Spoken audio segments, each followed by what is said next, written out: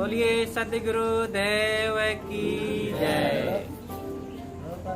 परम पूज्य श्री साहेब जी, पूजनीय संत समाज, सम्माननीय सज्जनों एवं देवियों,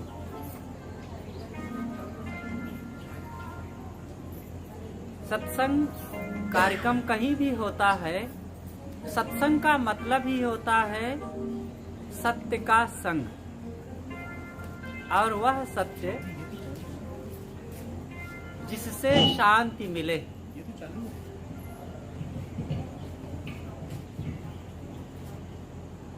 जिससे हमारे जीवन के दुख मिटे। अगर ऐसी चर्चा होती है, ऐसा ज्ञान वे संत गुरुजन सुनाते हैं, तो फिर वो सत्संग हमारे लिए लाभकारी है, कल्याणकारी है। नहीं तो बातें तो सब लोग करते हैं, दिन दिन भर बोलते हैं, खेत में, ऑफिस में, दुकान पर, घर में, सभी लोग बोलते हैं, और उस बोलने में किसी का दुख नहीं मिटता, बल्कि दुख बढ़ भी जाता है। लेकिन जहां से हमारे जीवन का अज्ञान, अंधविश्वास, भ्रम और दोष दुर्गुण समाप्त हो, जिन बातों से, जिन विचारों से वह चर्चा अगर की जाती है तो उसे सत्संग कहते हैं। और संतों महापुरुषों ने यही काम किया है, और इसीलिए संतों के पास जाया जाता है। आप लोग हमारे पास यहाँ संतों के पास क्यों आए हैं?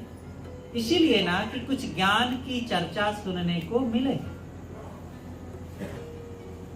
कुछ लोग कह सकते हैं संतों के पास जाने से क्या मिलेगा? किसी सेठ के पास जाएंगे तो पैसे मिलेंगे, किसान के पास जाएंगे तो अनाज मिलेगा, डॉक्टर के पास जाएंगे तो दवा मिलेगी, वकील के पास जाएंगे तो हमारे विवाद को सुलझाएगा। संतों के पास क्या मिलता है? संत लोग तो कुछ देते नहीं हैं कि आप लोग संतों के पास आवें और आपको झोले में भर भर करके कुछ वे दे दें।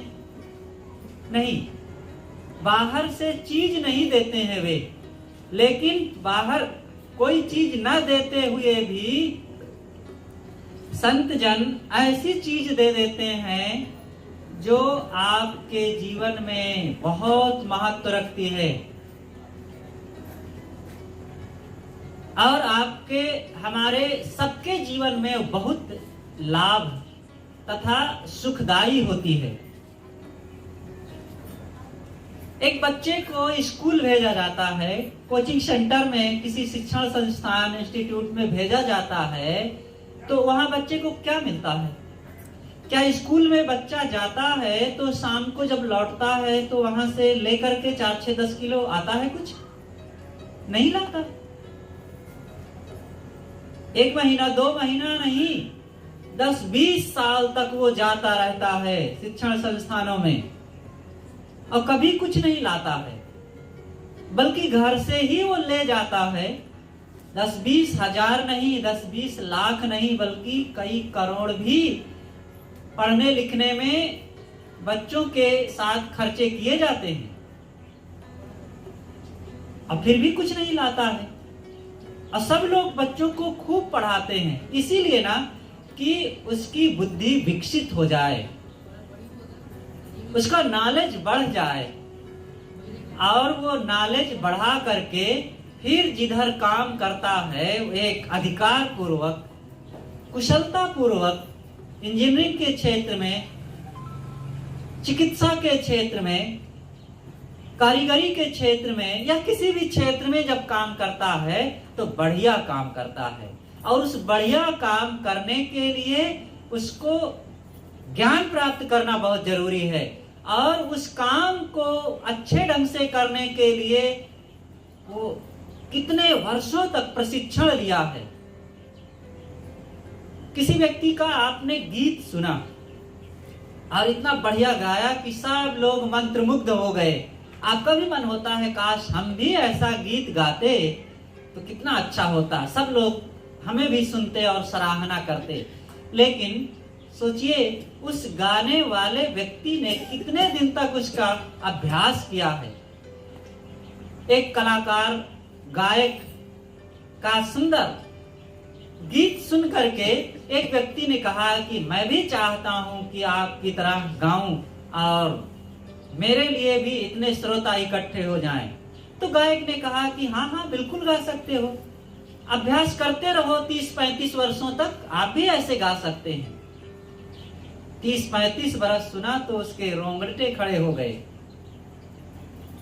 किसी भी डॉक्टर इंजीनियर की जो कुशलता है, इतने बड़ा पोस्ट पर वो काम कर रहा है, इतने पैसे कमा रहा है, वो अचानक नहीं इतना कमाने लग गया है। उसके पीछे बहुत बड़ा अभ्यास, बहुत बड़ा प्रशिक्षण, बहुत माथापच्ची करने के बाद वो योग्यता हासिल किया है। इसी तरह हम सबको भी एक अच्छा इंसान बनने के लिए, एक अच्छे मनुष्य बनने के लिए कुछ अभ्यास चाहिए, और वही अभ्यास की ये जगह सत्संग है। सत्संग से दूर रह करके आप एक अच्छे डॉक्टर तो बन सकते हैं, लेकिन जरूरी नहीं है कि एक अच्छे आदमी भी बन जाएं। एक अच्छा डॉक्टर बन करके भी वो डॉक्टर साहब शराब पी रहे हैं, लड़ाई झगड़े कर रहे हैं, गालियां बक रहे हैं और इच्छाओं, कामनाओं, वासनाओं में बिलबिला रहे हैं। डॉक्टर तो अच्छे हैं, लेकिन आदमी तो अच्छे नहीं हो पाए। सत्संग से दूर रह करके आप इंजीनियर, वकील, नेता, किसान, कोई भी चीज बन सकते हैं, लेकिन सत्संग से दूर रह करके आप एक अच्छे इंसान, सुखी इंसान नहीं बन सकते हैं। और जितना जरूरी डॉक्टर, मास्टर, इंजीनियर, वकील बनना होता है, उससे भी ज्यादा जरूरी होता है अच्छा इंसान बनना।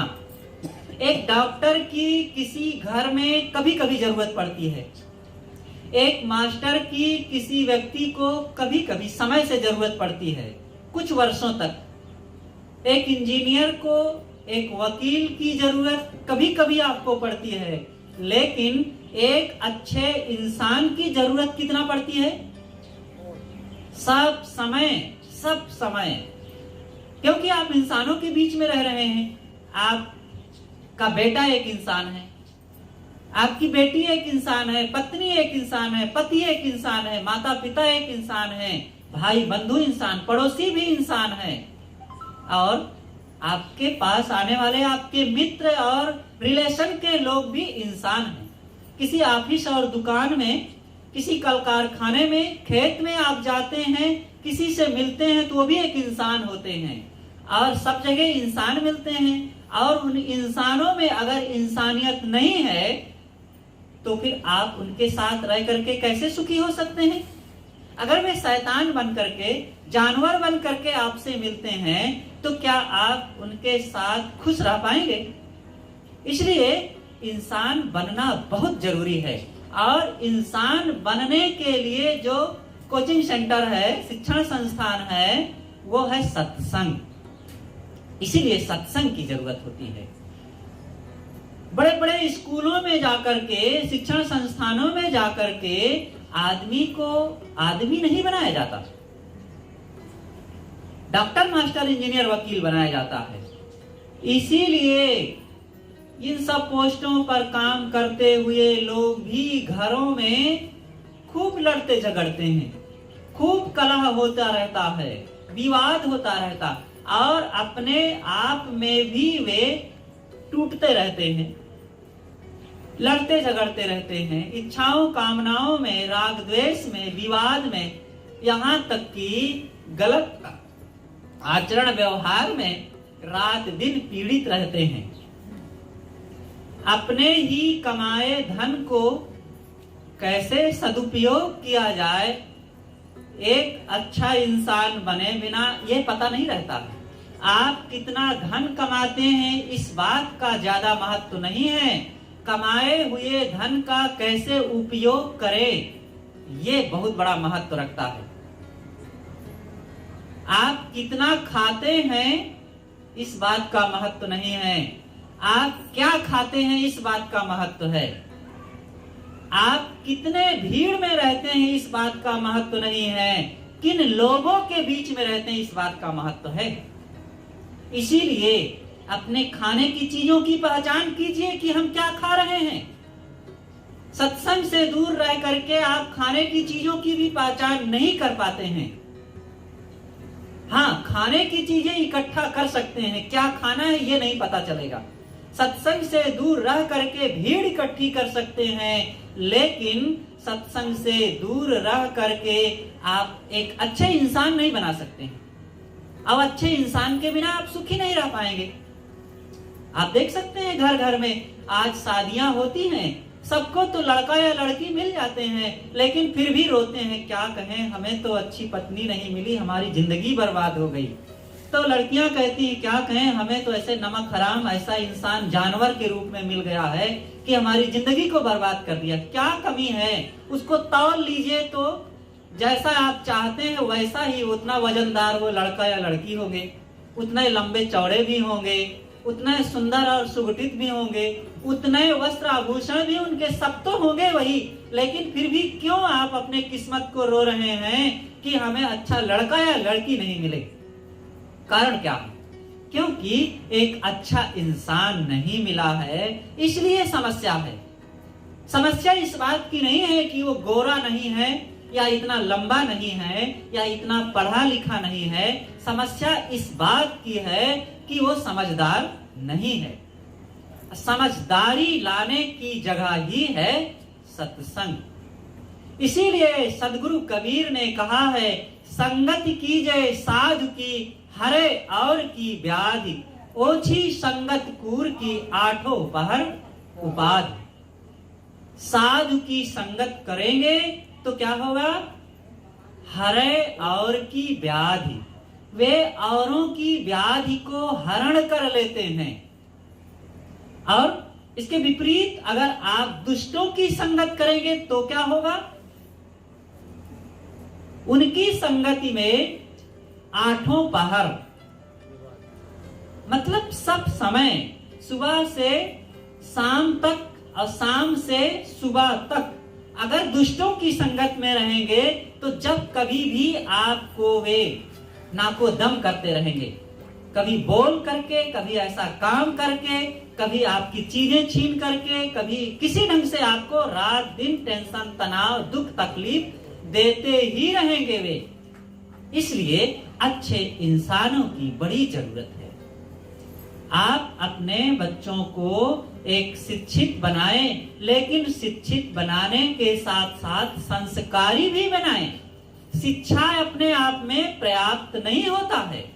डॉक्टर, मास्टर, इंजीनियर, वकील, मैं बार बार ये बात कहता हूँ, ये शिक्षित होते हैं, शिक्षा में कमी नहीं होती है, लेकिन अगर इनके पास संस्कार नहीं है तो इनकी शिक्षा समाज के लिए अभिशाप बन जाती है। आज शिक्षा की कमी नहीं है।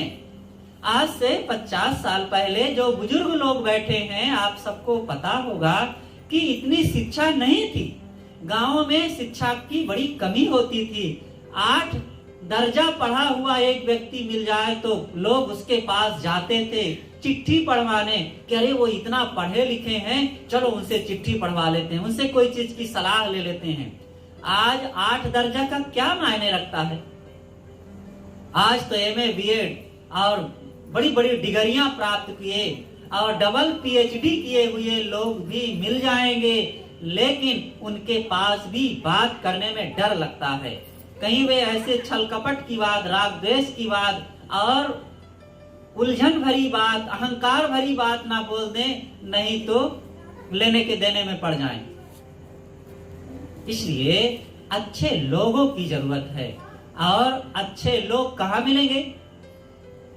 पुतला तो मिल जाएंगे मार्केट में,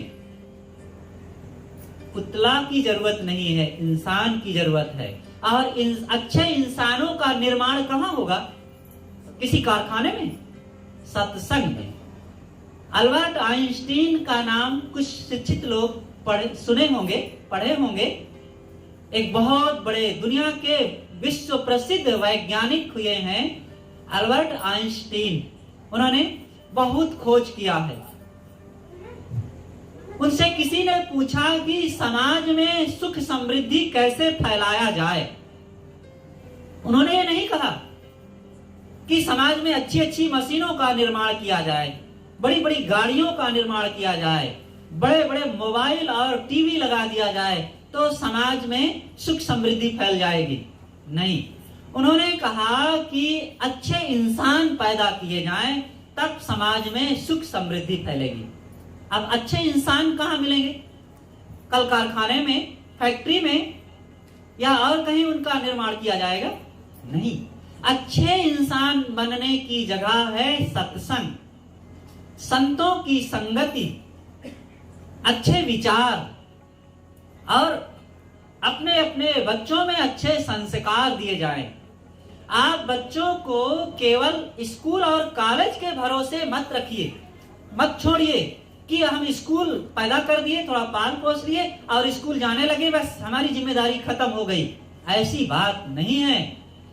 स्कूल में आपके बच्चा केवल 6-7 घंटे रहता है और वहां केवल वो भौतिक विद्या पढ़ता है, अंग्रेजी, गणित, विज्ञान, इतिहास। लेकिन आपके बच्चे को एक विश्वविद्यालय जो 10 वर्षों में नहीं इंसानियत की बुद्धि दे सकता है, वही बच्चे को एक अनपढ़ माँ 1 बरस में उसको शिक्षा संस्कार दे सकती है। इसलिए एक माता पिता, एक अच्छे माता पिता की जरूरत है। एक अच्छे डॉक्टर, मास्टर, इंजीनियर, वकील से ज्यादा आज के सभ्य इंसान बनाने में अच्छे माता पिता की भूमिका बहुत महत्व रखती है।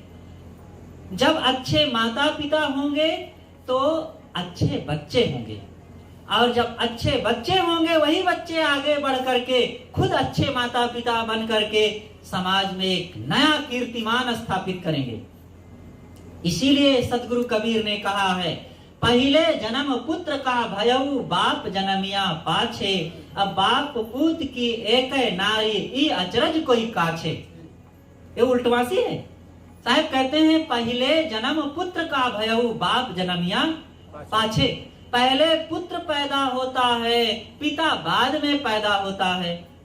कैसे लगता है? सही लगती है मेरी बात?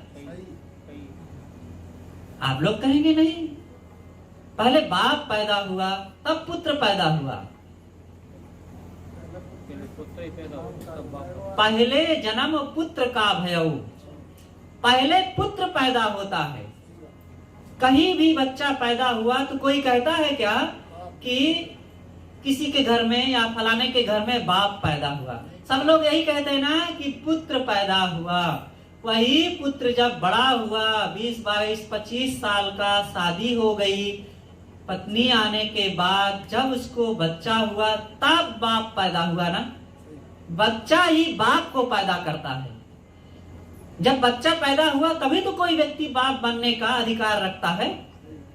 तो पहले पुत्र पैदा हुआ, इसलिए पुत्रों को संस्कार पहले मिलना चाहिए। हर पुत्र को अच्छे इंसान बनने की जरूरत है। और बाप पूत की एक नारी, पिता और पुत्र, ये दो की ही वल्दियत में सारा संसार चलता है ना। चाहे जितनी लंबी पीढ़ियों पर पीढ़ियां गुजरती जाएं, लेकिन पिता और पुत्र, रमेश पिता सुरेश, इस प्रकार से ये पिता पुत्र की पीढ़ी चलती है। और इन दोनों का एक ही नारी जाति से संबंध होता है। अगर पत्नी है तो नारी है, माँ है तो नारी है, बहन है तो नारी है। इन नारियों से वही नारी किसी की पत्नी है, वही नारी किसी की माँ है, वही नारी किसी की बहन भी है। तो साहब कहते हैं बाप पूत की एक नारी। पिता और पुत्र में ही सारे पुरुषों की सृष्टि समाई हुई है। और इन सारे पुरुषों का किसी एक नारी जाति से ही संबंध होता है। अगर इन नारियों को संस्कार अच्छे मिल जाए तो इन पुरुषों को तो संस्कार अच्छे मिल ही जाएंगे। आप एक पुत्र को पढ़ाते हैं तो एक व्यक्ति को पढ़ाते हैं, और एक बेटी को पढ़ाते हैं तो एक परिवार को पढ़ाते हैं। बेटी एक परिवार है। बेटी नैहर में रहती है तो माता पिता भाई भाभी सबका ख्याल रखती है, और ससुराल जाती है तो पति सास ससुर देवरान जेठान ननद देवर सबका ख्याल रखती है। एक परिवार है वो। इसलिए इन अच्छे नर नारियों का निर्माण कहाँ होगा? सत्संग में। इसीलिए साहब कहते हैं कि संगति कीजिए साधु की, अच्छी संगति करो, साधु की संगति करो। साधु का मतलब यह नहीं होता है कि कोई सफेद या लाल पीला कपड़ा पहन ले तो साधु हो गया। ये तो बाहर का वेश है। आखिर समाज में रहना है तो कुछ कपड़े तो पहनना पड़ेगा। अब कपड़े पहनना है तो कुछ सादा होना चाहिए। अब कोई साधु कहलाए और जा करके वो pant shirt kurta tie safari suit सिलावे थे तो अच्छा नहीं है। सादा गोदा कहीं से खरीद लिए, बस लपेट लिए शरीर में, तन ढकना है बस ना। तो इसलिए एक सफेद कपड़ा खरीद लिए, पहन लिए, हो गया। लेकिन ये कपड़ा साधुता नहीं है। साधुता भीतर मन में होता है। कपड़े को देख करके किसी को साधु मत मान लेना, नहीं तो कहीं कहीं धोखा हो जाता है। साधु का मतलब होता है अच्छा आदमी, गुड मैन। और वो अच्छा आदमी कोई भी हो सकता है। और जो जिस साधु जिसे कहते हैं साधु के रूप में है, उसकी अपनी एक लंबी भूमिका भी होती है। जो अच्छा साधु संत साधक जिसे कहते हैं वह वैराग्यवान हो, गृह त्यागी हो, सब में समता बुद्धि रखता हो, सांप्रदायिकता का प्रचार ना करता हो, और अमीरी गरीबी से ऊपर हो, और सबको सद शिक्षा और सद प्रेरणा देते हुए स्वयं सबसे निर्मोह रहता हो, दोष दुर्गुण दुर्व्यसनों से दूर रहता हो, और अंतर्मुख हो, आत्मज्ञानी हो, वह साधु है। अगर इतनी कसौटियां हैं किसी के पास, अब वो धोती कुर्ता में है तो भी वो साधु है। अगर ये कसौटी नहीं है तो चाहे जितना बढ़िया कपड़ा पहनता हो, साधु नहीं है वो। उससे सावधान रहने की जरूरत है। इसलिए सदगुरु कबीर साहब ने कहा है कि ऐसे संतों की संगत करेंगे तो आपके जीवन में अपने आप बहुत ऊर्जा मिलेगी, बहुत प्रेरणा मिलेगी। एक डॉक्टर मास्टर वकील इंजीनियर से जो प्रेरणा मिलती है उससे सैकड़ों गुना ज्यादा एक साधु का उपकार, साधु की देन और साधु की उपलब्धि होती है समाज में। हाँ, अच्छे संत मिलें तो। अगर आज महाराज श्री राम श्री कृष्ण जी, बुद्ध या महावीर या संत कबीर सदगुरु कबीर आ जाए और एक तरफ एक बहुत बड़ी भीड़ आ जाए सामान्य लोगों की, तो आप इन महापुरुषों में से किसी एक भी महापुरुष कोई आ जाए, उनकी सेवा करना अच्छा समझेंगे कि आपके गांव में आपके दरवाजे पर 10-20 लोग उजड़ और शराबी कबाबी लोग आ जाएं, उनकी सेवा करना अच्छा मानेंगे? है ना? इसीलिए अच्छे लोगों की, अच्छे साधकों की, ज्ञानवान वैरागवानों की जरूरत होती है। कल्पना कीजिए आपके घर पर कोई एक बहुत बड़ा धनपति आ जाए। मान लीजिए आपके देश में, इस भारत देश में सबसे बड़ी धनपति लोग हैं अंबानी परिवार। अनिल अंबानी जी आ जाए यहाँ पर, एक धनी आ गया और एक विद्वान आ जाए। विद्वान, चलो दिल्ली जेएनयू विश्वविद्यालय के वाइस चांसलर आ जाए, बहुत बड़े विद्वान जिसे कहते हैं, वे आ गए। और एक बहुत बड़े पद पर बैठा हुआ व्यक्ति आ जाए। वर्तमान में चलो भारत की बागडोर संभालने वाले हमारे प्रधानमंत्री नरेंद्र मोदी जी आ जाएं। ये 3 लोग आ गए और एक साधारण फटा पुराना कपड़ा पहने हुए एक साधु फकीर आ जाएं। इन 4 लोगों में से किसी की आरती करना पड़े, चरण धोना पड़े, तो किसकी आरती करेंगे, किसका चरण धोएंगे? मोदी जी का, विद्वान जी का, कि अंबानी जी का, कि महात्मा जी का? महात्मा जी के पास तो बहुत विद्या भी नहीं है, महात्मा जी के पास तो धन का कोई ठिकाना ही नहीं है, क्या है कि क्या नहीं है। और उनके पद बाहर का कोई कहो कि वो एक साधारण प्रधान, गांव का सरपंच भी नहीं है, लेकिन फिर भी आप उन संत का चरण स्पर्श करेंगे और उनकी आरती करेंगे, क्योंकि यही मानते हैं ना कि ये संसार से अंतर्मुख होकर के आत्मज्ञान में, राम भजन में लगे हुए हैं। तो सज्जनों, ये राम भजन का कितना बड़ा महत्व है।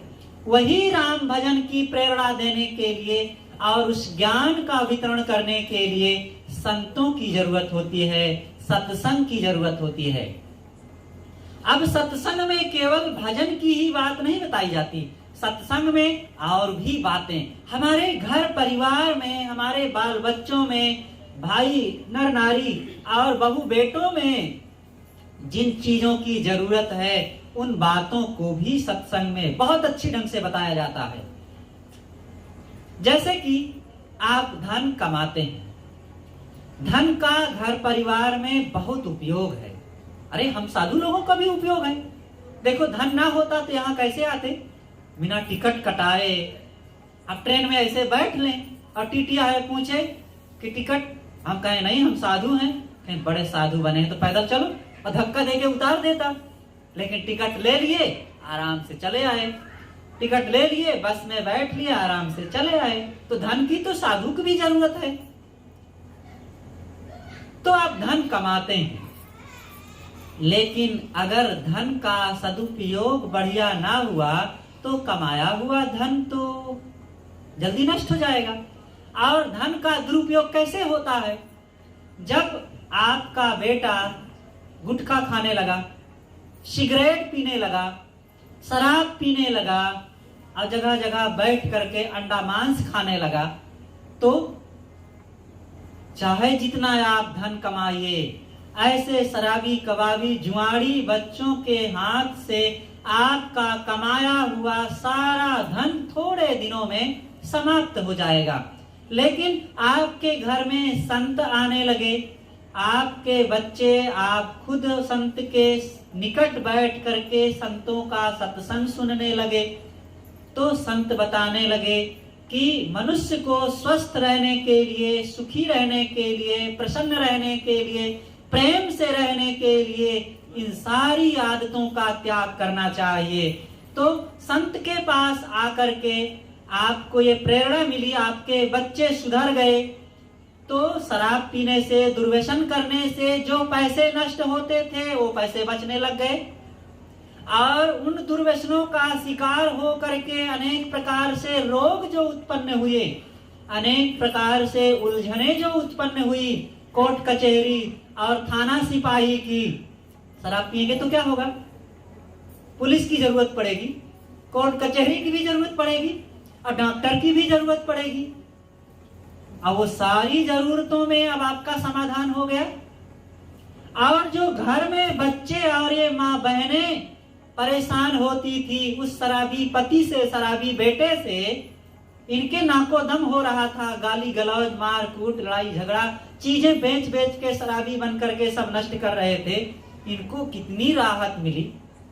एक शराबी पत्नी से पूछिए उसकी क्या दशा होती है, एक जुआड़ी व्यक्ति की मां से पूछिए उस मां की क्या दशा है, वे लोग ही बताएंगे। लेकिन इन सारी समस्याओं का समाधान एक सत्संग में जाकर के सच्चे संतों और सज्जनों के पास बैठ करके मिलता है। इसलिए सज्जनों, सत्संग की जरूरत है। सदगुरु कबीर ने इसीलिए कहा, संगत कीजे साधु की, हरे और की व्याधि। वे व्याधि को हरण कर लेते हैं। व्याधि क्या चीज होता है? आदि, व्याधि और उपाधि, ये तीन समस्याएं हैं। आदि का मतलब होता है मानसिक पीड़ा, व्याधि का मतलब होता है शारीरिक पीड़ा, और उपाधि का मतलब होता है सामाजिक पीड़ा। आदि का मतलब, मैंने कहा मानसिक पीड़ा। मानसिक पीड़ा क्या है? अंदर में द्वंद्व चल रहा है, लोभ लालच के, लड़ाई झगड़ा के, ईर्षा द्वेष के, हिंसा हत्या के, खुराफात के, किसी को मारने काटने के, वासनाओं के अंदर में चल रहा है। यही है मानसिक व्याधि, इसे कहते हैं आदि। यही है मन की व्यथा। और इस मन की पीड़ा को मिटाया जाता है जब सच्चे संतों, साधकों, गुरुजनों के पास बैठेंगे। तब वे मन को संभालने के लिए, मन को एकाग्र करने के लिए, इंद्रियों को स्वश करने के लिए युक्ति बताएंगे। तब कितना बड़ा समाधान हो गया, जिसको दुनिया में कोई नहीं बताने वाला। डॉक्टर साहब क्या करेंगे? इंजेक्शन लगा लगा करके क्या आपके लोभ, मोह, क्रोध, काम को वो मिटा पाएंगे? इंजेक्शन लगा करके वे आपके ब्लड सर्कुलेशन को ठीक कर सकते हैं, हार्ट की पीड़ा को ठीक कर सकते हैं, ब्रेन को ठीक कर सकते हैं, नस नाड़ियों को ठीक कर देंगे। लेकिन मन में जो विकार, दोष, लड़ाई झगड़ा, इच्छाओं, कामनाओं के चल रहे हैं, उसको डॉक्टर साहब क्या करेंगे? और वकील साहब क्या करेंगे? कानून सिखा करके क्या किसी व्यक्ति के ईर्षा द्वेष को और मोह आसक्ति को मिटा सकता है? और इंजीनियर साहब क्या करेंगे? हथौड़ा चला चला करके क्या किसी के दिल दिमाग के कूड़े कचड़े को निकाला जा सकता है? नहीं। विचार, इसीलिए विचार, आपका जीवन विचारमय है। रात दिन जो आप अच्छे हैं तो किसी विचार के कारण, अगर बुरे हो गए हैं तो किसी विचार के कारण। इसलिए विचारों को ठीक करना ये सत्संग में मिलता है, संतों के पास मिलता है। तो मैं कह रहा था आदि, व्याधि, उपाधि कि इन तीनों की दवा सत्संग में मिलती है। आदि मानसिक पीड़ा और व्याधि शारीरिक पीड़ा। जब आप गलत खान पान किए, गलत समय से खाए पिए, गलत सिस्टम से जीवन को जिए, तब आपके शरीर में नाना रोग, नाना टेंशन, तनाव उत्पन्न हुआ और आप परेशान होने लगे। आपके बच्चे रोगी होने लगे, भटकने लगे।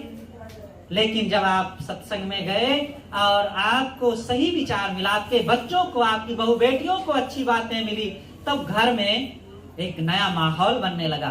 तंबाकू खाकर, पान बीड़ी पी करके, खा करके और गलत गलत व्यवहार आचरण करके जो भटक रहे थे लोग, उन सब में समाधान मिला। तो आपका बेटा एक अच्छा इंसान बना, आपका आज्ञाकारी बन गया, आपके पास बैठने लग गया। कितना अच्छा लगा ना। और उपाधि झंझटों से जो व्यथा थी, उन सब से भी समाधान। तो मैंने कहा कि संगति, सत्संग, संतजन इन सब प्रकार से समाधान देते हैं। इसलिए सज्जनों और देवियों, माताओं और बहनों, हमें इस बात को सीखने के लिए हर्ज और खर्च करके भी जहां जैसे संयोग पड़े अच्छे लोगों के पास जाएं, संतों के पास, और उनसे विचार सीखें, जीवन को बदलें। क्योंकि जीवन को बदलना ही हमारी असली जिंदगी है। सबका जीवन जब शुरुआत होती है तो पशु के रूप में होती है। जैसे गाय का बच्चा, घोड़े का बच्चा और जानवर का कोई भी बच्चा पैदा होता है गंदगी में लिपटा हुआ, संस्कार विहीन और कुछ ना जानते हुए पैदा हुआ। लेकिन पशु तो पशु ही रह जाते हैं। पशु जैसे मनुष्य पैदा होते हुए भी थोड़े दिनों में इसके अंदर बहुत कुछ ज्ञान बढ़ जाता, समझदारी आ जाती, बुद्धि आ जाती, जीवन जीने की, समाज में, परिवार में और घर में एक नया कानून, नए कायदे, नए सिस्टम इसको मिल जाते हैं।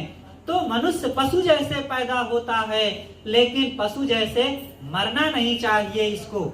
और ये तब संभव है जब आपके जीवन में सद्ज्ञान, सदाचार, संयम और सत्संग का माहौल आएगा तब। नहीं तो जैसे पशु गंदगी में, अबोध और अज्ञान में पैदा हुए, वैसे हम भी पैदा हुए और पशु जैसे दुखी हो करके, असहाय हो करके, लाचार हो करके मर गए। वैसे हम भी वही 4 बच्चे पाल करके और कमा खा करके, भाग दौड़ करके, इधर उधर कुछ चीजें बटोर करके घर परिवार में, और लोभ, लालच, मोह, बैर, लड़ाई झगड़ा, कलह, कल्पना, और बल्कि पशु से ज्यादा चिंतित, भयभीत, तनावग्रस्त हो करके मरे। तो क्या मतलब रहा? इंसान बन करके जिए, इंसान बन करके रहें, इंसान बन करके हम यहाँ से जाएं। और इंसान को दुख नहीं होता। इंसानियत में कभी अशांति नहीं होती है। इंसानियत ही सच्ची साधुता है और ये सत्संग इंसान बनाने की जगह है। इसलिए हम सब लोग यहाँ बड़े प्रेम और श्रद्धा के साथ आए और आकर के इंसान बनने के लिए यहाँ श्रद्धा से बैठें और उसकी कीमत चुकाएं।